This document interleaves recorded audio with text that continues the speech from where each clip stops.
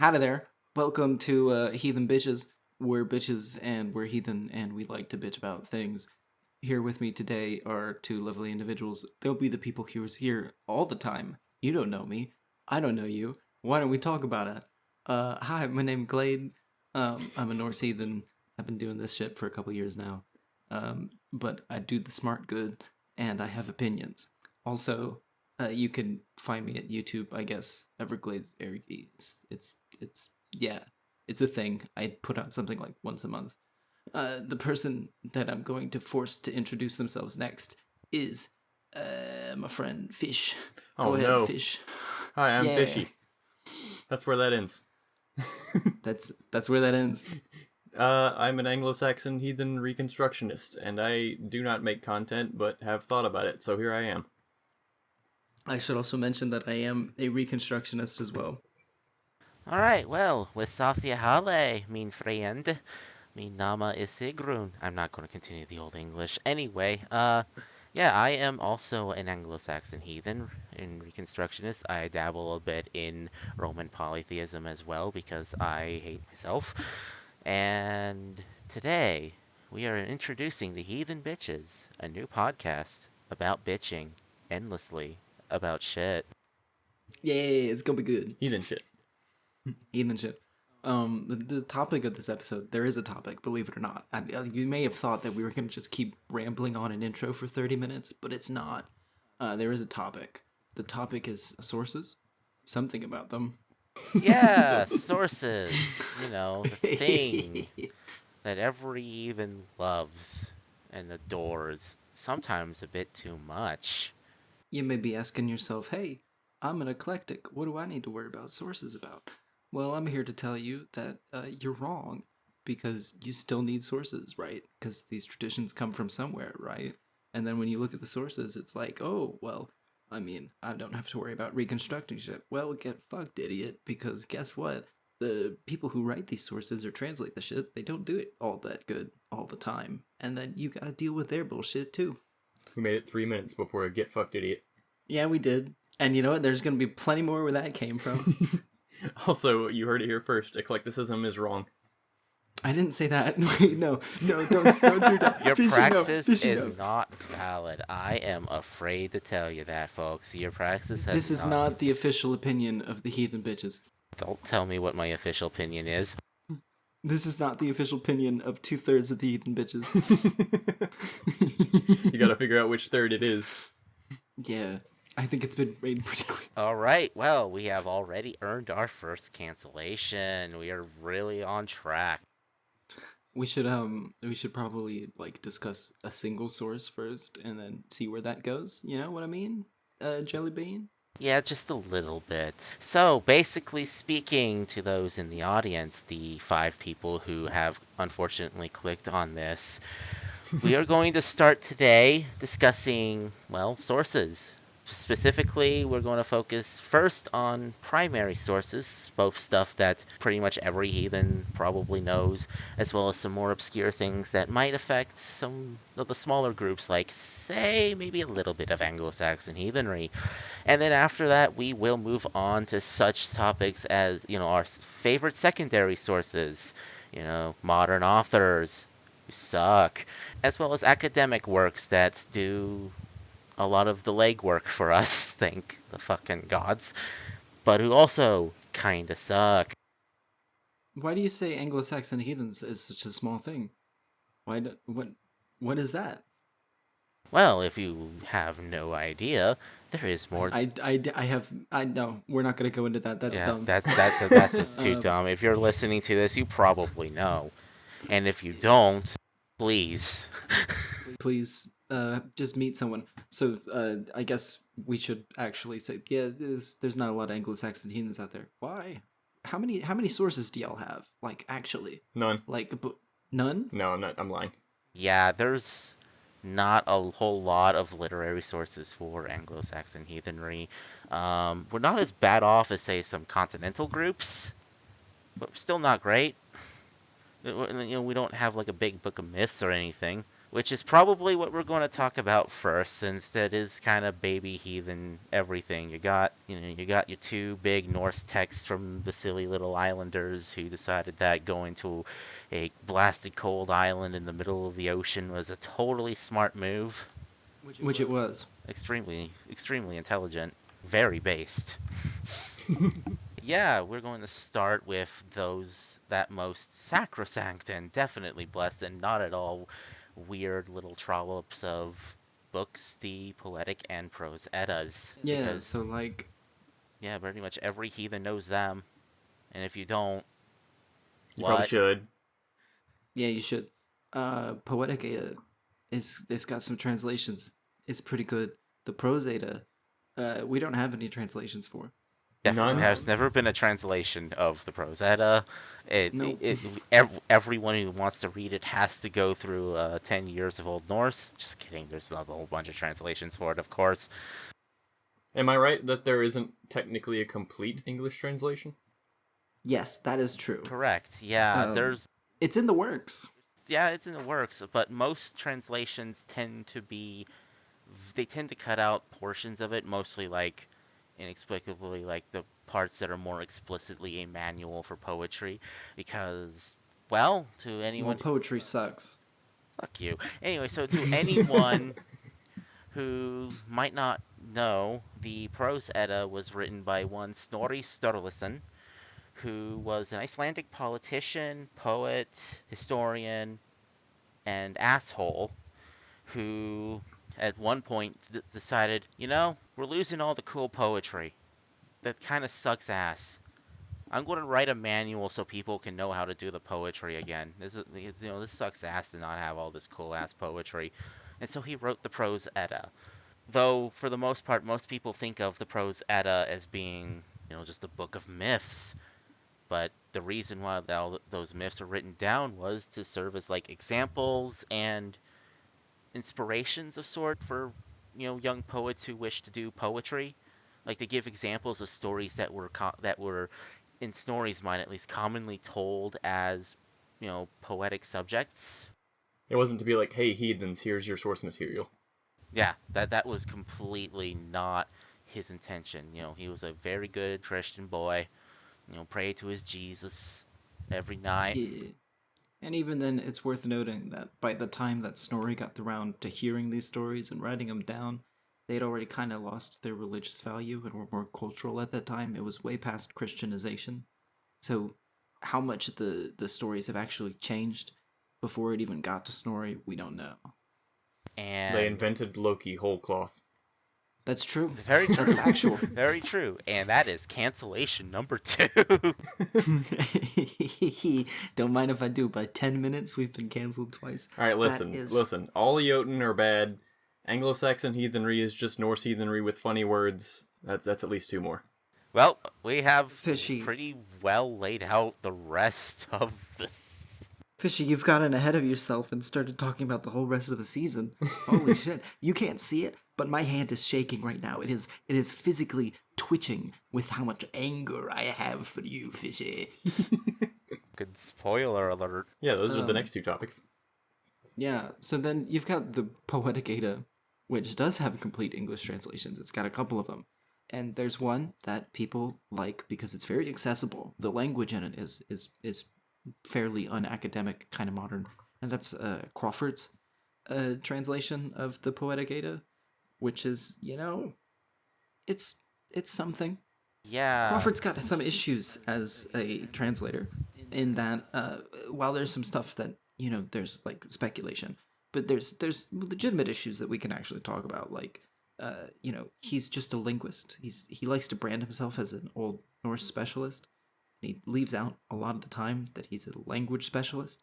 So the translation is missing a lot of cultural context, and so it ends up missing a lot of the more important parts of the Poetic Edda, as well as the issue that he doesn't put footnotes in pretty much anything. That man which is fucking where hates notes for some unearthly reason. I have no idea why. It's rude. because he's a cishet man, and notes are the invention of the I don't know where I'm going with this. Notes are the queer agenda. Obviously. That's why it's got feet in it. Ooh, woo. So like there's multiple translations of the Poetic Edda, of course, and just as a whole, the poetry in it, unless translated poorly, it slaps. It's good poetry. Both it and the Prose Edda are essentially, well, they're essential to like a Norse heathen. Yeah, That's their primary material. bread and butter, baby.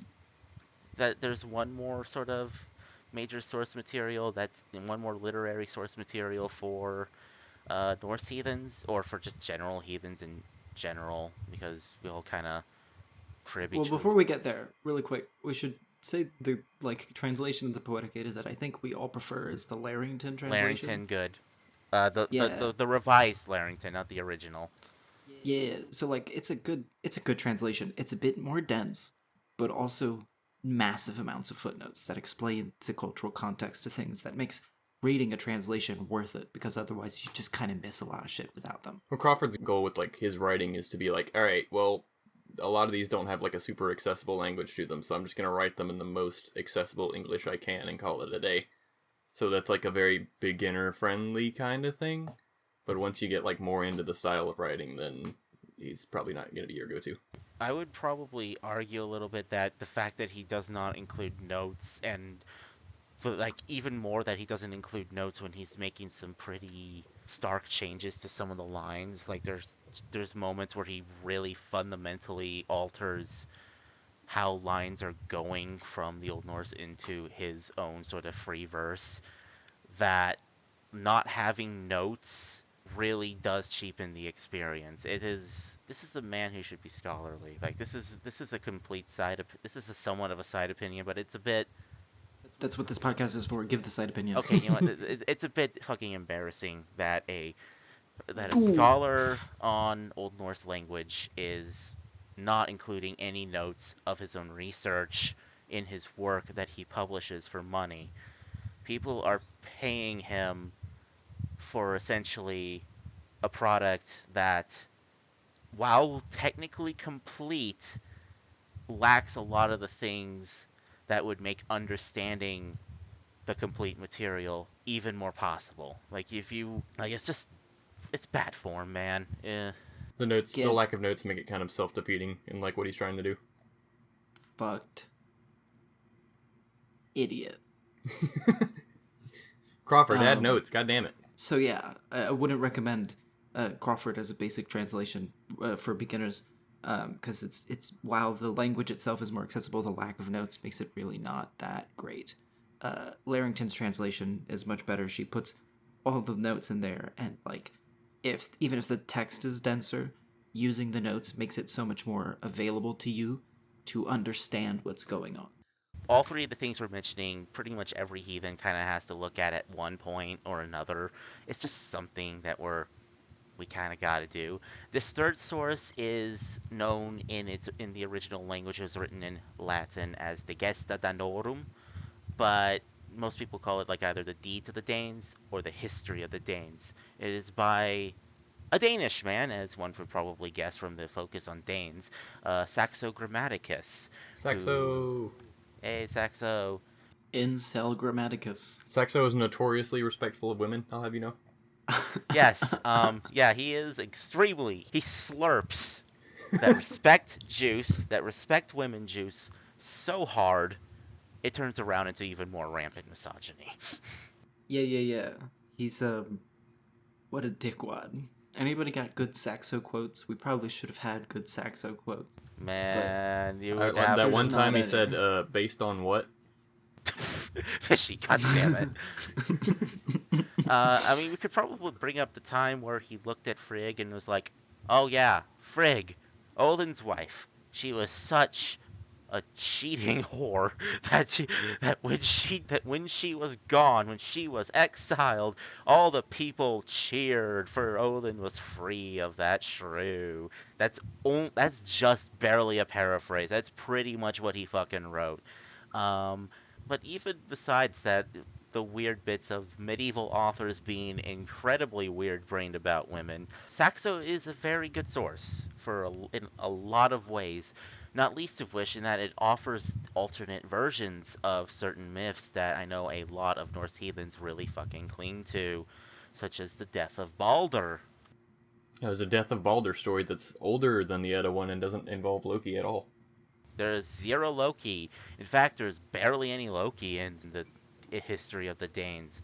You have a potential Loki in the form of a figure called Utgarder Locus, which is Utgarder Loki from the Eddic texts, but he has the primary Loki trait of being chained up in a cave. And that's assuming that they branched off from one person at one point. They don't necessarily know that for sure. Yeah, that is complete guesswork. But Interpretation. it's fun as shit. It's not allowed in heathenry. No, not allowed. If you interpret anything, you're doing heathenry wrong.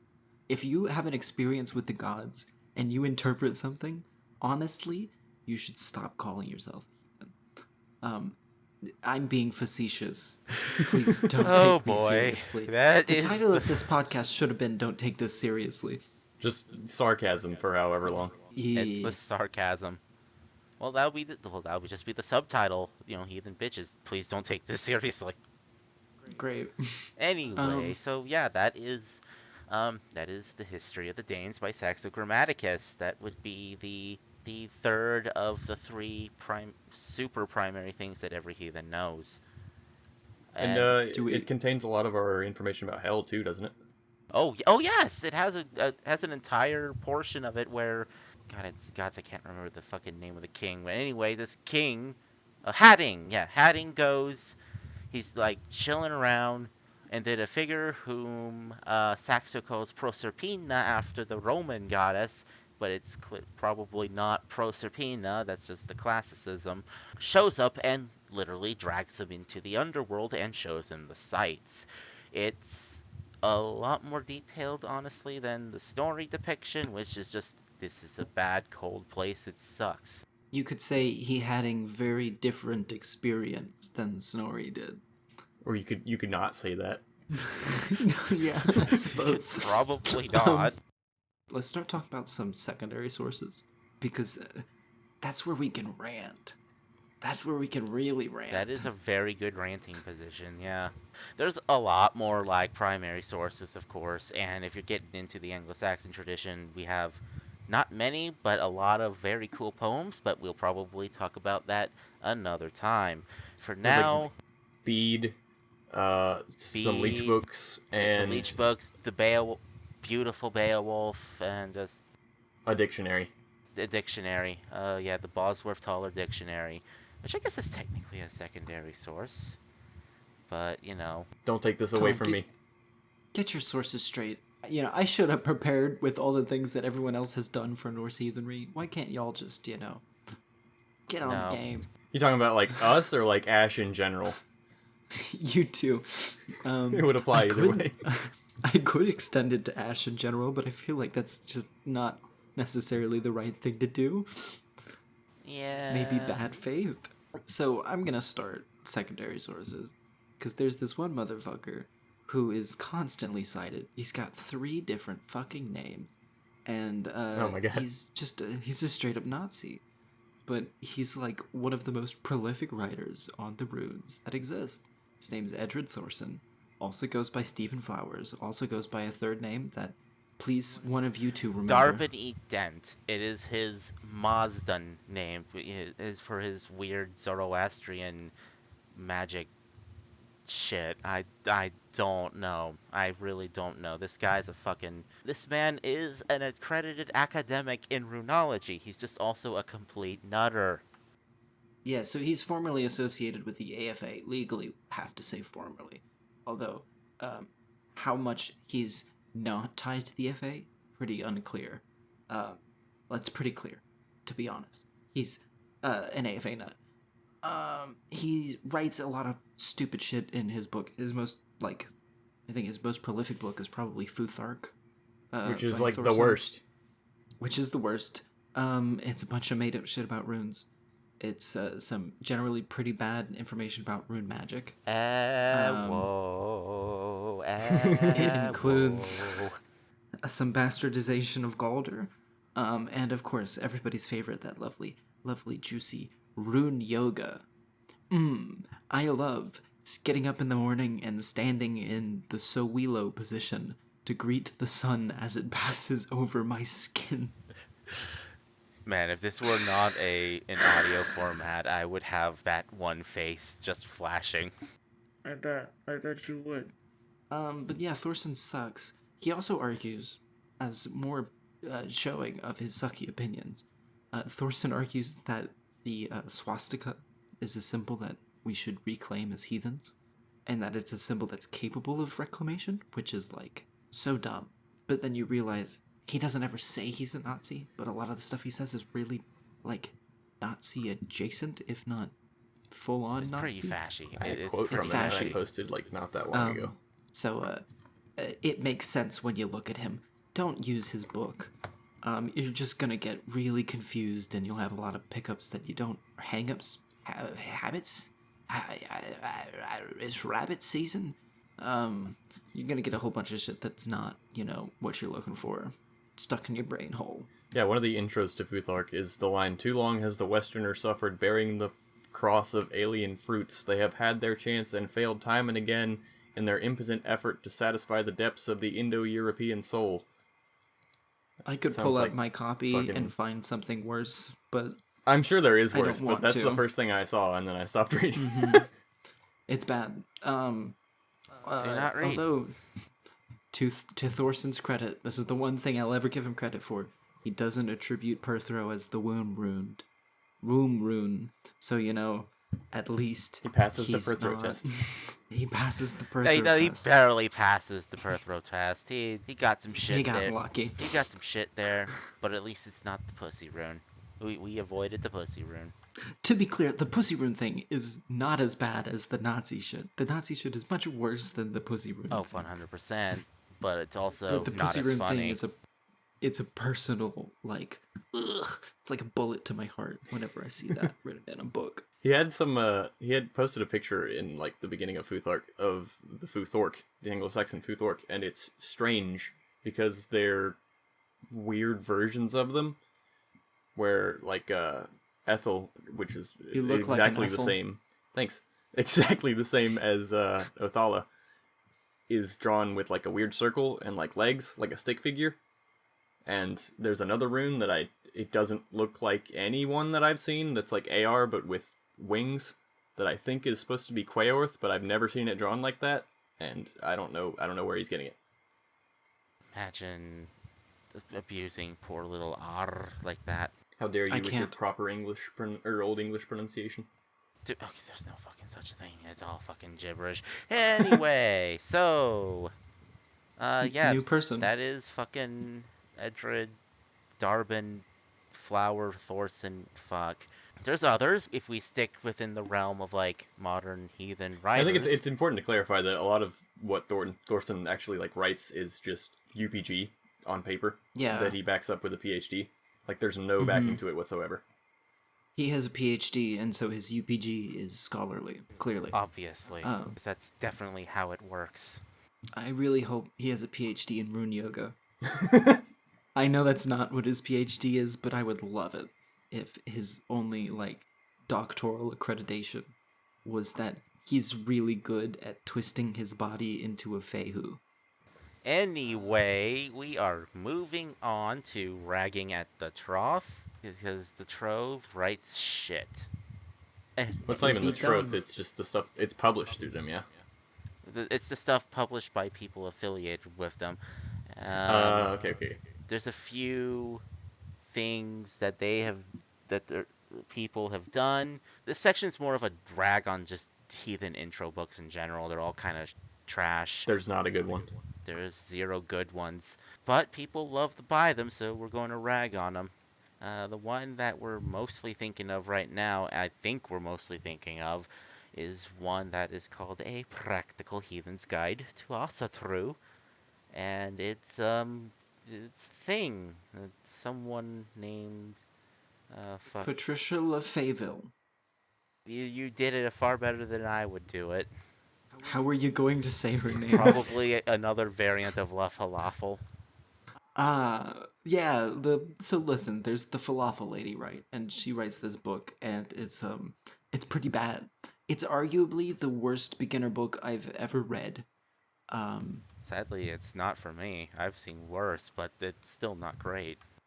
well, I I mean, I'm don't sure read there's many worse beginner out there. books. I just don't make a habit of reading them. Yeah. Some things that are some really dumb things in her book. I don't have my copy on hand. Um I think I threw my copy away after reading it. Actually, I'm pretty sure I did. God damn it, Glade, you're canceled. She's got some weird takes on the web of the weird. Has a really bad way of explaining it. Oh, it was miserable. Some really off takes on like the idea of land spirits and and just spirits in general and the classifications of them. Because realistically, the way that we look at spirits in heathenry, there's the categorization thing is like a really late Norse addition. It's not even like it's kind of arbitrary. What makes the difference between like the Alfar versus the Dvegar, or like the elves and the dwarves and shit like that? Like it's bonkers. Um, how do you define a spirit, right? And for most of history, they weren't categorized. Categorization is for nerds. Don't forget, she has good takes on the Helm of Awe. There's no helmet. Explain, Fishy. So there's two Helm of Awes.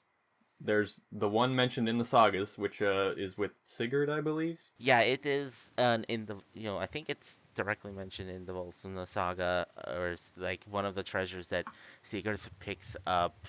I think from Slaying Fafnir. It's been a while since I've actually directly read it, but one of the treasures is a helmet that is literally called the Helm of Awe, Or translated as a Helm of Awe, at least. or translated. Yeah, like And then it's you like, have the one from the Galdra book, which is a much, much, much newer book Galdrabroke is like looking at like 13th century. Yeah. no later. It's like No? 15th, 16th century. 15th. Holy shit, is it really? What's a couple centuries? It is a bit later. It is around 15th, 16th. I was incorrect. Also, interesting note, the only translation of the Galdrabroke that we have Comes in from English flowers. comes from Thorson. So there's things you have to look into in that. Besides the fact that it just comes significantly later after everything. There's a theory that the Galdrabroke was written as a way of like as an earlier attempt of reconstruction of rune magic, in the same way that current reconstructions of rune magic look at older sources. Like, because it was like rune magic as a practice would have been dead by then. Outside of like very specific areas, yeah. Yeah. But it also introduced a lot of things that people commonly think of as like quintessentially Viking symbols or whatever, like the aforementioned, Aegis Hjalmar, the Helm of Awe, or shit like the Vegvisir. I hate the Vague Vizier. Oh no, you're gonna get us I hate canceled it again. so much. Hell yes. I'm gonna get canceled because I don't like symbols that are not like historically, attested to anywhere. I mean, if you do, Outside of the Galdrabroke. you can use them. You just have to acknowledge that, they're not historical, and maybe don't put You them in have- your yeah. Viking TV shows. Yeah, don't put them in your Viking TV shows or your Viking games or your Viking media or just Vikings would look at that and be like, "Why did you make a snowflake on your helmet?" yeah, like what the fuck is that shit? You're doing some weird nonsense. Wait, why does this book say Christ over and over again? Isn't that the guy who got defeated by a tree? Right? What the fuck? This is fucking rude. Yeah, so anyway, we should probably the Helm get of back Awe. to Lefayville. The Helm of Awe in the Galdra book was a symbol, and it was used for, like, causing fear in enemies or something. I don't remember. But it was... Along those lines, yeah, like a personal protective symbol around making those who would do you harm dissuaded from. Yeah, so. it's pretty much just like continental European sigil magic, but somewhat runier, I guess. Even though half this shit ain't even runic. But the point is, it's not the helmet that's mentioned in the sagas. And Patricia makes the opposite point of that, which is that there was no helmet, and that Sigurd actually found the symbol in Fafnir's hoard. Truly, he just slapped the fucking symbol directly on his forehead. It was fine. Because they're both translated as the Helm of Awe. Really 90 chest there. Anyway, that is that one heathen intro book and pretty much almost all others. You just don't trust them. They all do They're all shit. bad. If it's not just making up UPG, it's adding weird interpretations of the lore that just are like nonsensical. And honestly, you find the same thing with like heathen YouTubers, but we're not going to get into that right now because there's just too many. It sounds like you want to get into that. Too many. I do. I really desperately want to get into this, but we cannot get into it right now. It's too fresh. Yeah, it's too fresh, and honestly, we're already we're somewhere. We're somewhere. Yeah. I don't know how we got here. We're somewhere. Do you guys want to talk about Pollington? Oh yeah. Actually, I was gonna, because we were talking about intro books, if we were gonna sprinkle in like Ash stuff, I was gonna bring up Albertson. Oh, that's perfect. Go for it. Because Albertson has an intro book that is specifically for Ash, and You look like an ash. Got him. I look like an ash tree. But You it's, look like an ash hole. god damn it. A national treasure. Go ahead with what you were going to say.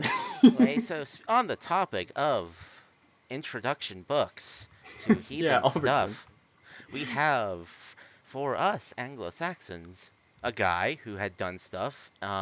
It's marginally better than what we just brought up.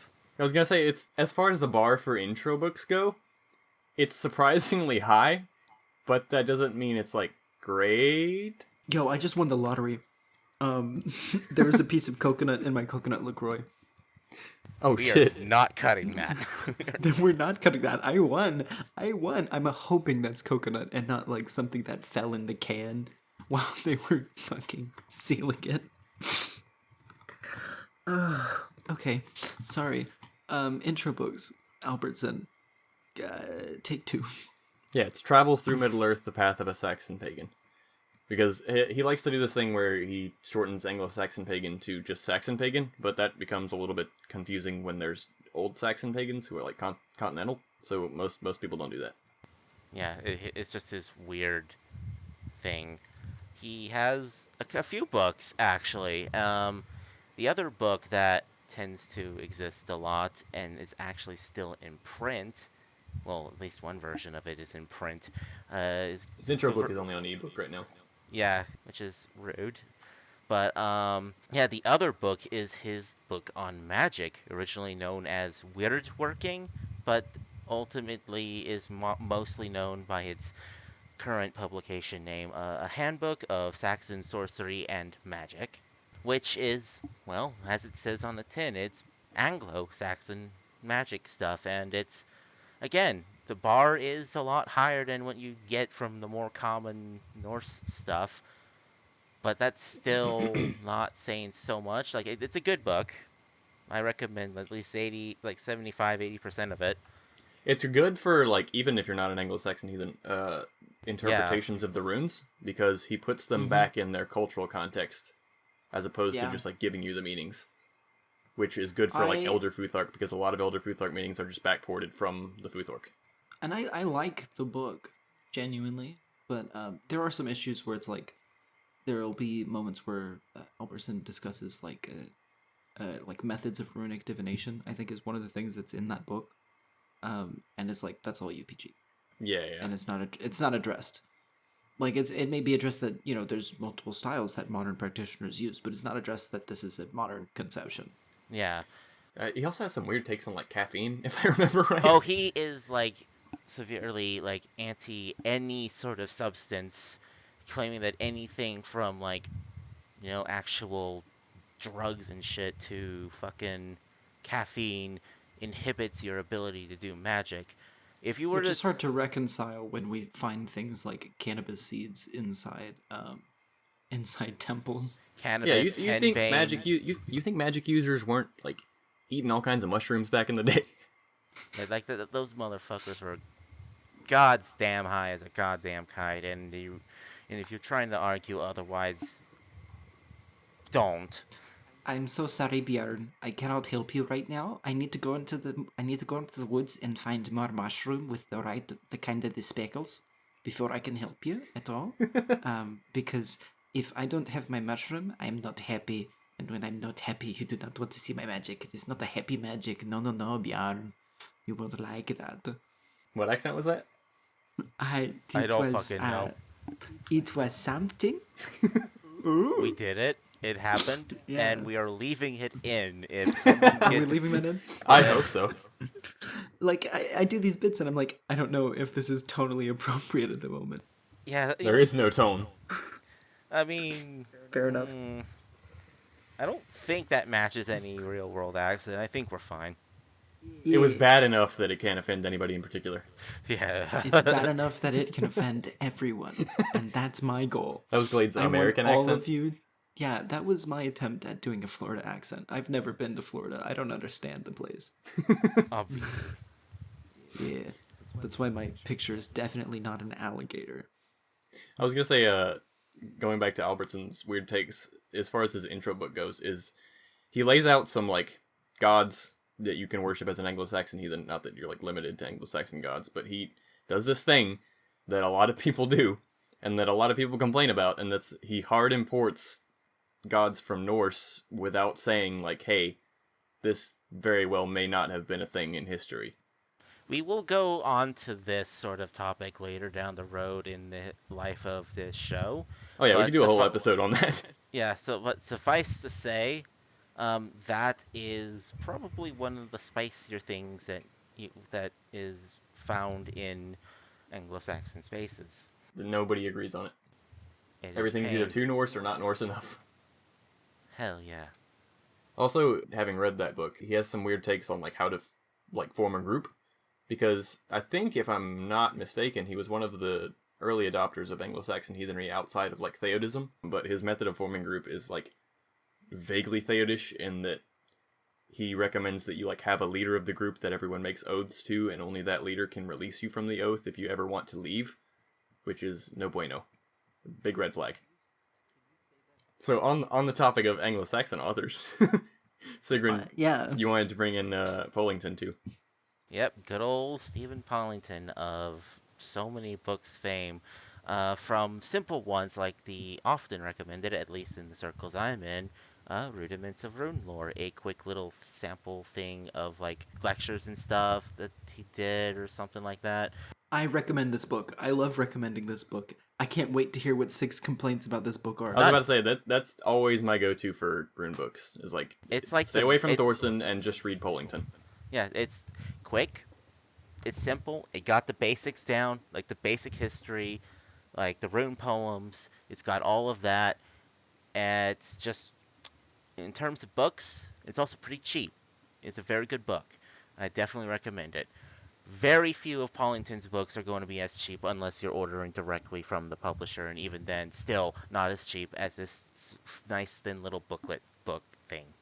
Yeah, it's worth saying that like a lot of Pollington's books online are really expensive, and I think the only reason why is because people think they're out of print, but they're not. The publisher's website that you order them from is just like really antiquated, and you have to figure out the order for them. Yep, it's great. I totally thought they were out of print. No, they're not. You can get them new. Yeah, so he has a whole bunch of books. Like he is an Anglo-Saxonist by and large, and so his focus is pretty much entirely on Anglo-Saxon topics. So you have books like The Mead Hall. You have books like the one that I always recommend is sort of like the best sort of background stuff for Anglo-Saxon heathenry. The Elder Gods. It's memed as like the Anglo-Saxon Heathen Bible because it's huge and full of information. It's kind of like the best thing we have, and I quibble with a little bits of it, but they're like honestly kind of minor in comparison to things I quibble with other stuff. And he also has like another, like a bigger book when it comes to like the history of runes, like from like the earliest times to when runic writing more or less went extinct. Runes literacy in the Germanic Iron Age. It's amazing, very good book. Probably one of the rune books that I would actually recommend. Later that we will get into runes later in the show's history. But Pollington does amazing work, and it's the most accessible work when it comes to the topics of Anglo-Saxon religion and culture, especially of the of like the pre-Christian period in which obviously we Anglo-Saxon heathens are looking towards. Excuse me, Sigrun, I have a complaint. So you just said the history of the show, but this is the first episode. Don't you mean the future of the show? Oh my god. Don't you don't you care about time? Isn't time important to you? You were just ranting about centuries. Oh, Time? speaking of time, this is a segue. I'm doing it. Uh, every time a book list comes out, I usually am disappointed that a book is not on it, but I know Sigrun has takes on this book, and that is The Well in the Tree. Oh, the well in the tree. Oh boy, hell yeah. First off, very far from a beginner book. No, Definitely it's not a beginner book, but it is good for like cosmology and things like that. It is a scholarly discussion on the Germanic conceptions of time. And a good amount of its info is okay. It's not like I fully hate it, but a lot of its basis is based on stuff that's kind of shaky at best. That would be a fuck of an explanation, but the TLDR of that is pretty much going to be it relies on the idea that because Germanic languages require an extra step to say future tense, that the Germanic sense of the future is thus dramatically different. But just to suffice to say, it's a take that someone did. It leans really heavily into language. It leans really, yeah, very heavily into language in ways that do kind of break down once you actually give it a bit of a thought. Um, if you know like any Germanic linguists around, you could probably ask them about that kind of shit. Ask Crawford. Oh gods. Oh fucking gods. The Well in the Tree is basically talking about the Germanic concept of time, so it deals a lot with what people call the weird and the orle and stuff like that, which people always have a lot of questions about. And the book's a good go-to for that. It's just not very beginner-friendly. Okay, I'm gonna take this moment to break the segment that we're talking about now because I want to rant on something and we're getting long on time and I want to get this rant out before I'm done. Get the Is that rant out, okay? bitch. Great, let's do this. All right, I'm gonna take it down to the Thunderdome. I don't even know what this rant's about to be. The issue is with Penguin Publishing. Oh, yeah. I hate Penguin Publishing, and here's why, okay? They do make really accessible sources.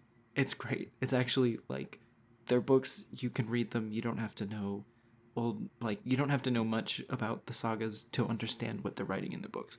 But the books are, like, heavily condensed versions of the sagas, to the point that you lose so much information and so much content that it's not really equivalent to having read the saga, and there's so much that you're going to want to pull out that you just can't because they've tried to format it into this narrative, this single story, and it just doesn't read that way when you actually read the thing.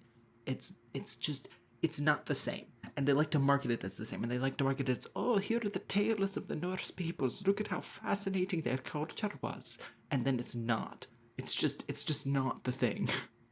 It's like if you took a foot-long sandwich, right? Okay, you got your foot-long hero. Oh, lovely, delicious. You can only eat 1 inch. You're gonna miss. You're just gonna get an inch of bread. That's the thing, right? That's Penguin Publishing. There's so many other good translations of the sagas that are available for free out there. I highly recommend Project Gutenberg. The goodness of the translations on Project Gutenberg vary, but they're all free, and they're all, for the most part, the whole text that you can read. And they'll tell you where they sourced their translation from. The other thing I have an issue with Penguin Publishing is because they hold on to the performance rights and shit of their publications, and then they don't do anything with it. And so it's like, if you wanted to hear an audiobook of, like, the Saga of Hrolfkraki, you can't.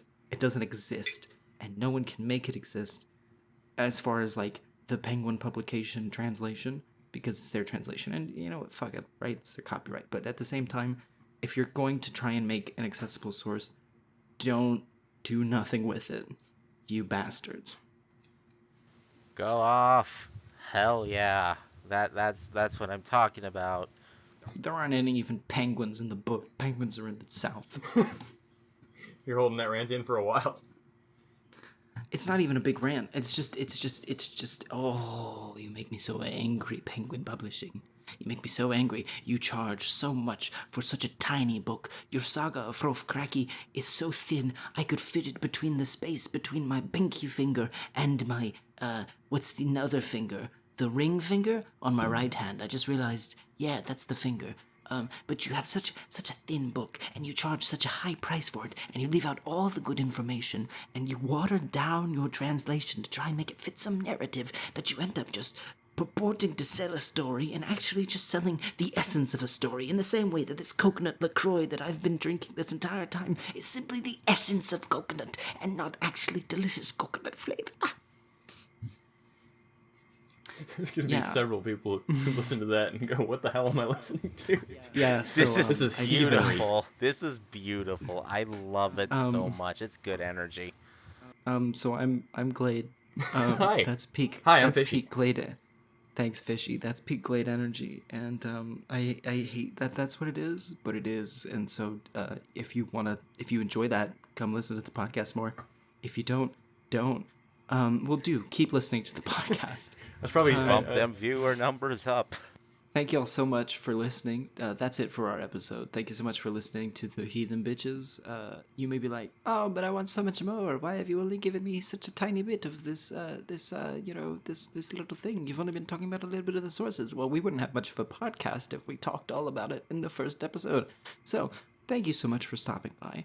You should subscribe or follow, whatever the fuck it is, on whichever platform you're on. If you're on YouTube, you should hit that like button and ding the bell so that you can hear us next time. I've been Glade. This has been my friend Fishy and my friend Sigrun. And I hope you enjoy. Please come back next week when we're going to talk about something else. Shouldn't we plug other things? I mean, I don't have anything to What do plug, you- so you guys can go wild. Glade plugged at the plugged at the- beginning, so... I plugged at the start. I thought that was why we I forgot do at the start. Okay, do your plug then. And you We're can, keeping all of this in. yeah. This part's just completely unedited. Wait, quick, Sigrun, plug! Oh shit! Oh my god! I forgot the plug. Anyway, you may find me also on the blog, laysofmadsigrun.wordpress.com. That is where I post my occasional thoughts on stuff as well as a lot of my poetry. You can also find me on the Hellbird site, known as twitter.com, under the at capital E Empress _ capital T Trixana. We will have links in the description. Yeah. Get fucked, idiots, and good night. Väl gesund, mine friendas. Fuck. And this is where the outro music goes. Ba ba ba ba ba ba ba ba ba ba ba ba ba ba ba ba ba heathen bitches, yeah. I hope you know I'm editing credits over that. Yeah, I hope so. Yes, please. We should keep all of this conversation until like about right now.